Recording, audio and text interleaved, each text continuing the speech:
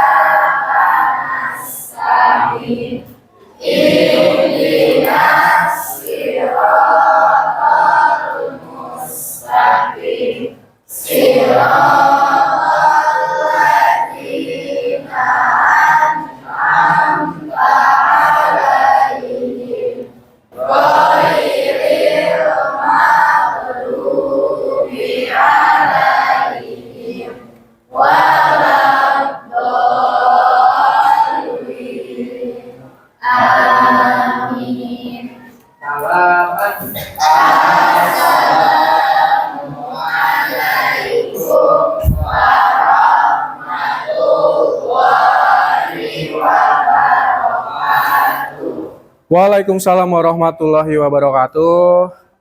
Untuk hari ini ada yang tidak masuk? Masuk semua ya? Oke, alhamdulillah. Oke, jadi kita lanjutkan nih. Untuk pertemuan kita pada siang hari ini, jadi di siang hari ini kita akan melanjutkan materi kita, masih seputar materi tentang laporan hasil observasi. Tetapi untuk hari ini kalian akan belajar menuliskan dan juga mempresentasikan laporan hasil observasi yang sudah kalian buat sebelumnya. Dan kemarin kan di pertemuan sebelumnya kalian sudah observasi lingkungan madrasah kan? Oke, jadi untuk hari ini kalian menuliskan hasil observasi kalian menjadi sebuah tulisan, dan kalian di hari ini juga kalian akan mempresentasikan hasil observasi kalian. Oke, tapi sebelum kalian masuk ke menulisnya nih, menulis laporan hasil observasi, kita boleh dulu ya, kita boleh recall dulu pengetahuan awal kalian sebelumnya nih mengenai laporan hasil observasi. Oke. Bapak mau tanya nih ke kalian, laporan hasil observasi itu sebenarnya apa sih? Apa itu? Oke, silakan. Jadi saya akan jelaskan tentang pengertian LHO atau laporan hasil observasi.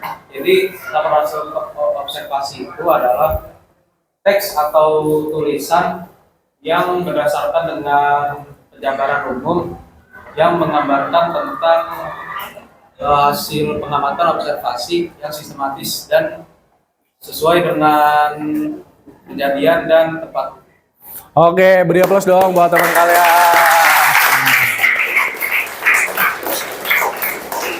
Oke, jadi benar ya, kalau yang namanya laporan hasil observasi itu adalah laporan hasil pengamatan objek sekitar kalian. Nah, lanjut ke materi tentang ciri-ciri laporan hasil observasi. Seperti yang Bapak bilang kemarin, ciri-cirinya ada dua nih. Ada berdasarkan fakta dan juga objektif. Siapa yang tahu bedanya? Oke, silakan.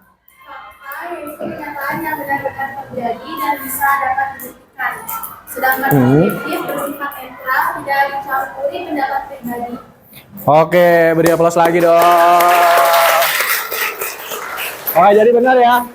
Kalau ya kalian berarti sudah bisa membedakan apa itu fakta dan juga apa itu objektif. Nah, kita lanjut ke bagian struktur teks LHO. Jadi sama seperti teks-teks yang lain, laporan hasil observasi itu juga punya struktur-struktur yang di dalamnya, yang membangun. Coba, siapa yang mau menjelaskan struktur-struktur LHO yang sudah kalian pelajari sebelumnya? Oke, silakan. WHO ada tiga, yaitu pernyataan umum, fungsi gambar umum, pengertian, dan judul dan objek. Yang kedua ada definisi pembagian, fungsi objek yang lebih rinci yang sesuai dengan bahasa indra. Dan yang ketiga ada definisi manfaat yang berisi manfaat dari suatu objek. Oke, bagus. Beri aplaus lagi dong. Oke. Jadi kalian sudah paham ya mengenai struktur-struktur yang ada di teks laporan hasil observasi. Oke, selanjutnya nih. Kalian tahu kalau misalnya teks LHO itu mempunyai kaidah kebahasaan yang membangun di dalam LHO tersebut. Nah, ini Bapak sudah ada 5 struktur di LHO. Coba kita bahas satu persatu ya. Mungkin mulai dari kaidah kebahasaan yang pertama dari LHO yaitu kalimat deskripsi atau berupa paragraf deskripsi. Siapa yang bisa menjelaskan kalimat atau paragraf deskripsi itu seperti apa? Oke, silakan. Kalimat yang menggambarkan suatu objek, tempat, suasana, atau peristiwa berdasarkan 5 panca indera. Oke, benar ya. Oke, beri aplaus lagi. Oke, jadi kalau misalnya yang namanya paragraf deskripsi, kalian sudah tahu kalau misalnya itu berdasarkan panca indera kalian. Oke, selanjutnya untuk kaidah kebahasaannya ada kalimat definisi atau kalimat definitif. Apa itu kalimat definisi? Ada yang tahu? Oke, silakan.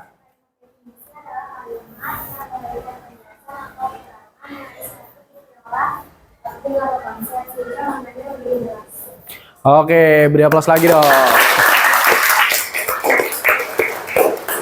Oke, selanjutnya itu adalah kalimat klasifikasi. Nah, apa sih sebenarnya kalimat klasifikasi itu? Ada yang tahu kalimat klasifikasi? Ayo. Oke, silakan Rahma.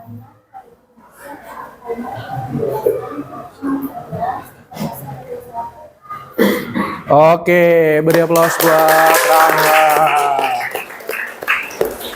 Oke, selanjutnya biasanya ada kata-kata khusus yang sering kali digunakan di laporan hasil observasi. Kata-kata khusus yang biasanya digunakan di LHO itu berupa kata nomina dan kata adjektiva. Sekarang apa sih bedanya antara kata nomina dan kata adjektiva? Oke, silakan.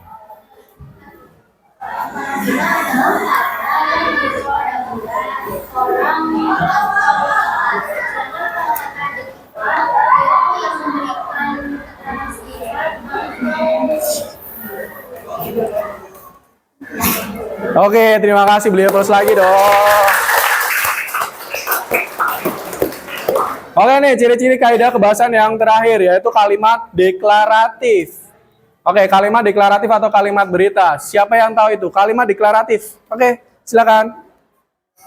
Kalimat deklaratif adalah kalimat pernyataan yang bertujuan untuk memberikan sebuah informasi. Oke, beri aplaus lagi dong yang terakhir. Nah, selanjutnya nih, kalian pernah nggak sih menulis laporan hasil observasi sebelumnya, lalu kalian mempresentasikannya? Pernah nggak? Oke, siang hari ini. Jadi yang pertama ada ranah membaca dan memirsa. Jadi kalian nanti akan bertujuan untuk mengevaluasi teks laporan hasil observasi yang dipirsa untuk menemukan informasi baik tersurat maupun tersirat secara kritis. Terus yang kedua ada ranah menulis. Di ranah menulis kalian ada 3 poin yang akan kalian capai, yaitu mulai dari menerapkan kaidah kebahasaan, menulis gagasan dalam bentuk laporan hasil observasi, dan juga mengubah laporan hasil observasi ke dalam format kreatif. Terus di ranah berbicara dan mempresentasikan. Di bagian ranah berbicara dan mempresentasikan, kalian harus capaian kalian adalah mempresentasikan laporan hasil observasi multimodal. Itu adalah tujuan pembelajaran hari ini. Nah, contoh kalimat definisi yang benar. Yang mana? Waktu berjalan. Oke, jawaban benar yang C. Ada 7 orang nih yang jawabannya benar. Oke, Griffin pintar menyusul. Selanjutnya soal nomor 3.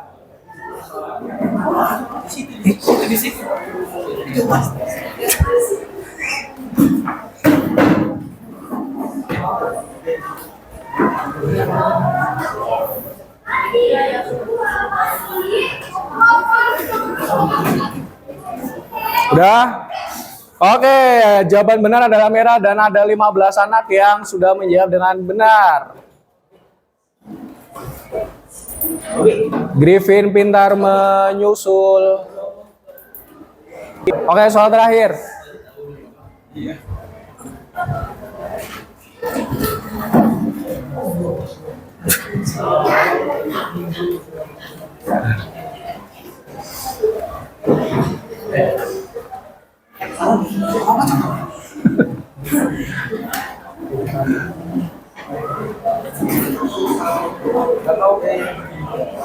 Oke, jawaban yang benar adalah jawaban merah. Ada 12 anak yang sudah menjawab benar. Terus hasil asesmennya adalah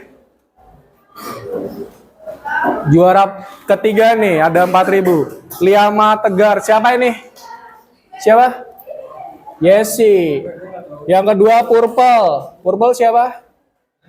Purple. Purple, oke. Yang pertama adalah Bondrus Bejer. Siapa Bondrus Bejer? Contoh video laporan hasil observasi mengenai tanaman lidah buaya. Silakan dari video yang ini, silakan kalian amati ya. Kalian lihat.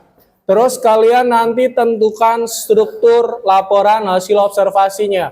Mulai dari bagian pernyataan umum, deskripsi bagian, dan juga deskripsi manfaatnya. Silakan kalian amati dulu. Yang keluar ada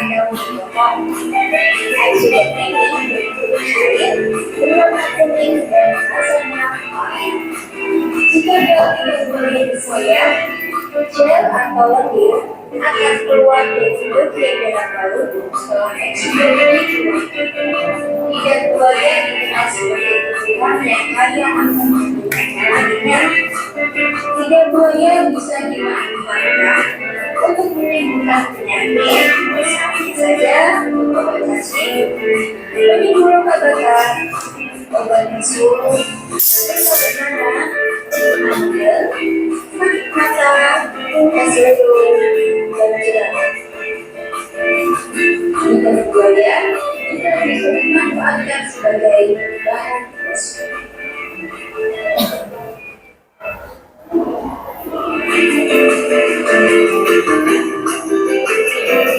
Oke, itu adalah video laporan hasil observasi mengenai tanaman lidah buaya. Sekarang nih, seperti yang Bapak minta barusan. Video ini kan ada bagian strukturnya. Sekarang siapa yang sudah bisa menganalisis struktur video laporan ini bagian pernyataan umum? Siapa yang bisa menemukan? Oke, silakan Parsya. Lidah buaya adalah tumbuhan yang telah dikenal sejak beberapa ribu tahun lalu dan memiliki nama latin aloe vera. Tanaman ini tidak berkayu, bentuknya meruncing dan bergerigi seperti mulut buaya. Oke, beri aplaus buat Parsya. Oke, selanjutnya bagian deskripsi bagian dari tanaman lidah buaya nih. Siapa yang sudah menemukan bagian deskripsi bagiannya? Siapa? Oke, silakan, mungkin.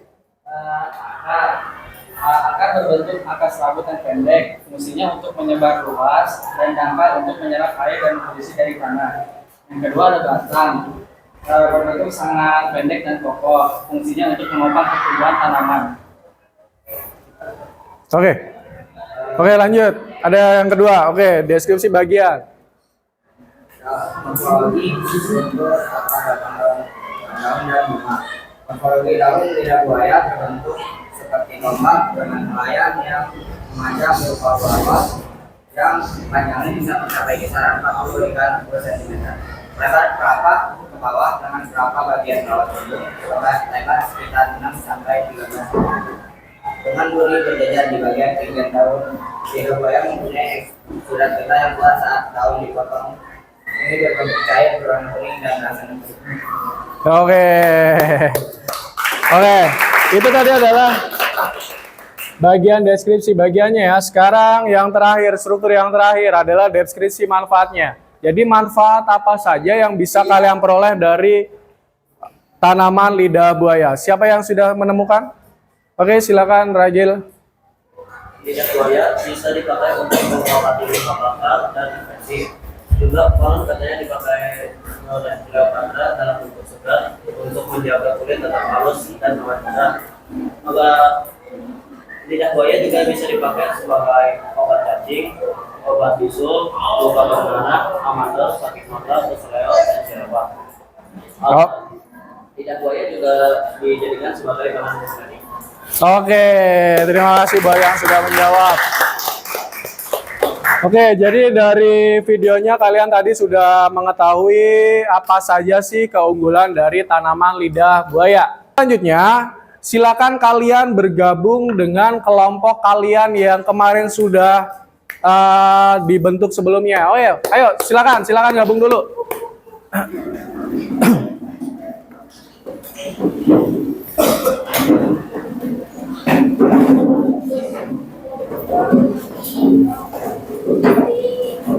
Kemarin harusnya kalian sudah observasi lingkungan sekitar sekolah kalian.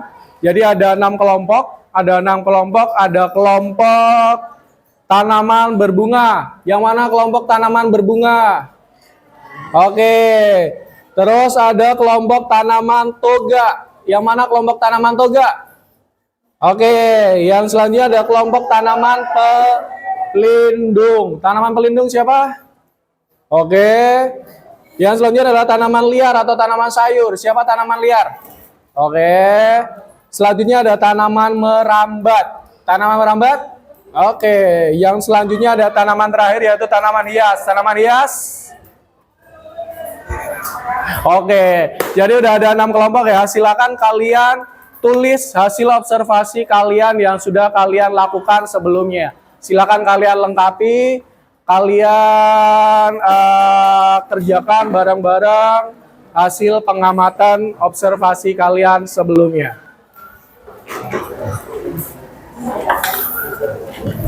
Oke nih, kelompok apa ini tadi?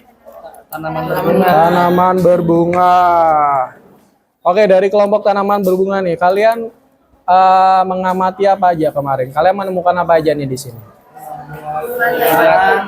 Bunga, Taiwan Beauty, terus bunga lili, bunga kertas. Oke, deskripsi bagian sama manfaatnya sudah semua kalian tuliskan? Sudah? Oke. Silakan dilanjutkan lagi ya. Oke, lanjutin dulu. Oke, yang ini kelompok apa ini?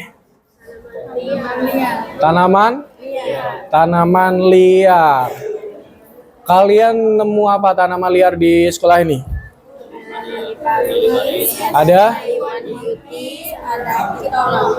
Ada tali liparis, tanaman beauty. Oke. Semua strukturnya sudah kalian tuliskan? Sudah semua. Oke, foto-fotonya juga udah lengkap ya. Silakan kalian tulis yang masih kurang. Selanjutnya Bapak sudah keliling tadi, sebagian besar sudah menuliskan, sudah siap untuk presentasi.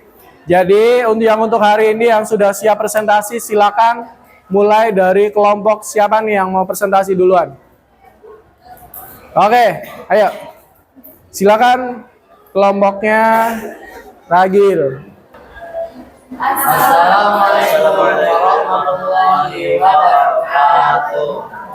Waalaikumsalam warahmatullahi wabarakatuh.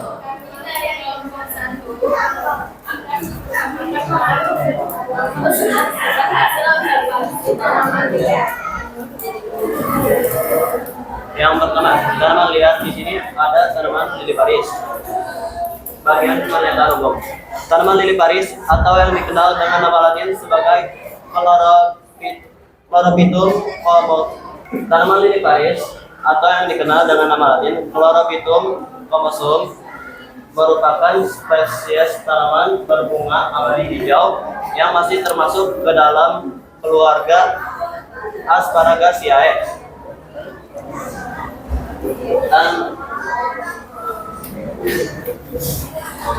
Tanaman ini berasal dari Afrika bagian tropis dan Afrika bagian selatan. Namun tanaman ini sudah dinaturalisasikan ke dunia bagian lain, termasuk Australia Barat dan Bangladesh.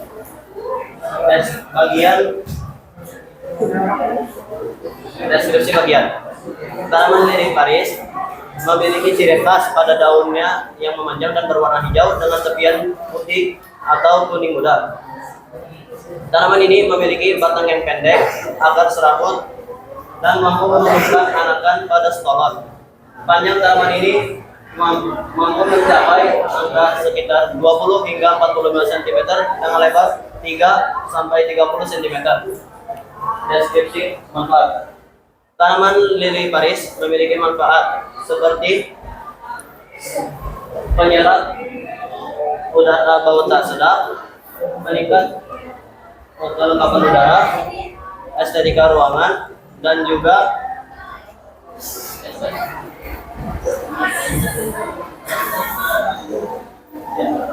sekian. Jadi kesimpulannya tanaman lili Paris ini bermanfaat untuk menyaring udara secara alami. Tanaman ini juga sangat cocok dijadikan tanaman hias seperti di rumah dan di tempat umum karena keindahannya. Yang kedua itu ada tanaman pitolot. Pitolot ialah tanaman liar yang biasanya tumbuh di tempat yang lembab. Nama latinnya ialah Rhizoma longiflora.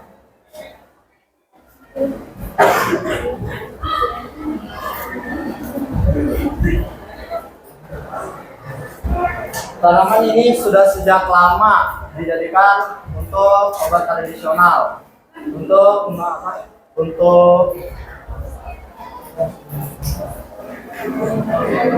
mengatasi penyakit, salah satunya ialah glaukoma. Deskripsi bagian. Tanaman ini memiliki batang yang tegak, tingginya itu sekitar 60 cm dan panjang daunnya ialah 5 sampai 17 cm dan memiliki daun yang berwarna putih, bunga yang berwarna putih dan bentuk seperti bintang, dan buahnya yang memiliki bentuk kotak dan sekian. Wassalamualaikum warahmatullahi wabarakatuh.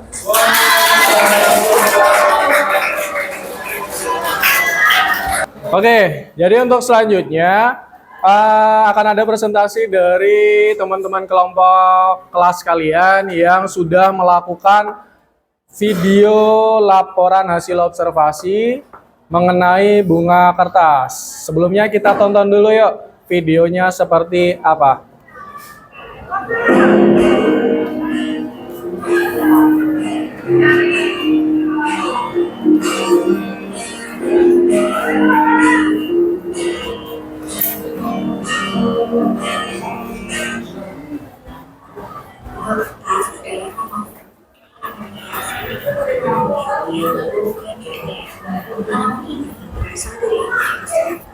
Dan termasuk dalam keluarga Hexaceae. Dinamakan bunga kertas memiliki buah yang berwarna cerah.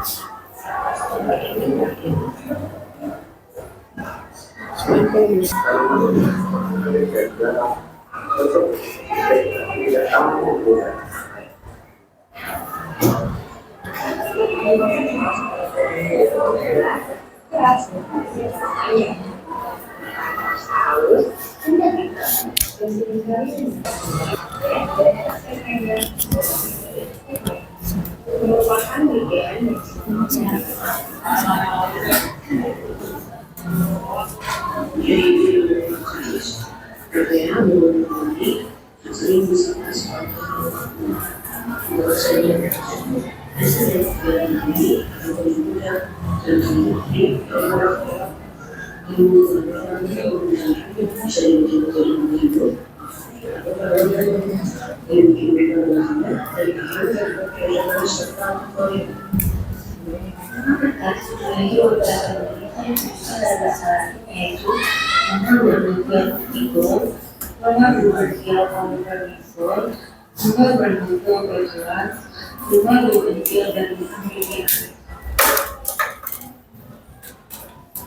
Maka semangat sebagai bentuk tertentu dalam melambat diri atau berbuat mencegah erupsi maka yang turut membantu menurunkan tanah mengedarkan udara mengedarkan membersihkan dan menghasilkan oksigen.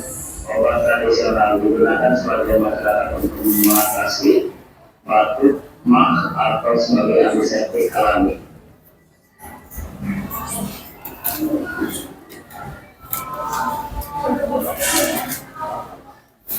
Assalamualaikum warahmatullahi wabarakatuh.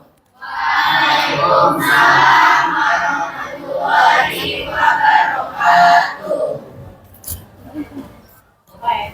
Kami dari kelompok 6 akan menjelaskan tentang tanaman hias.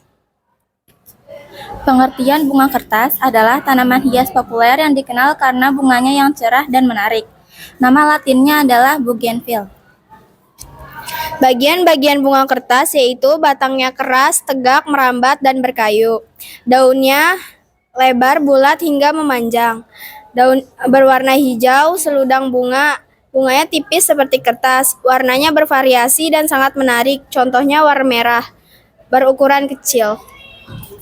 Ciri-cirinya berwarna cerah, tanamannya merambat, daunnya berwarna hijau, dan mempunyai duri pada batangnya, serta tumbuh di daerah tropis.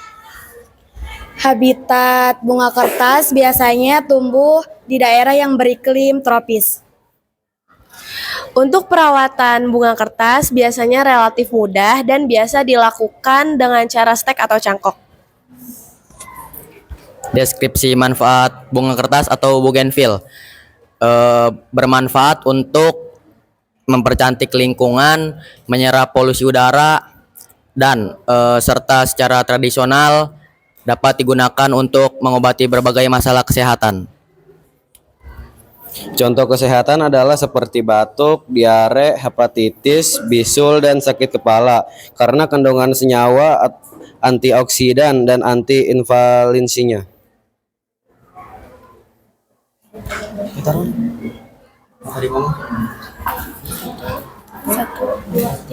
Sekian dari kelompok kami. Wassalamualaikum warahmatullahi wabarakatuh. Waalaikumsalam warahmatullahi wabarakatuh.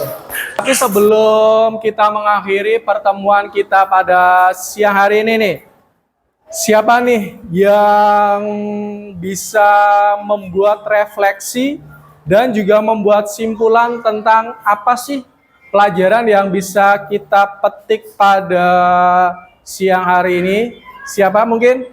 Oke ya sih.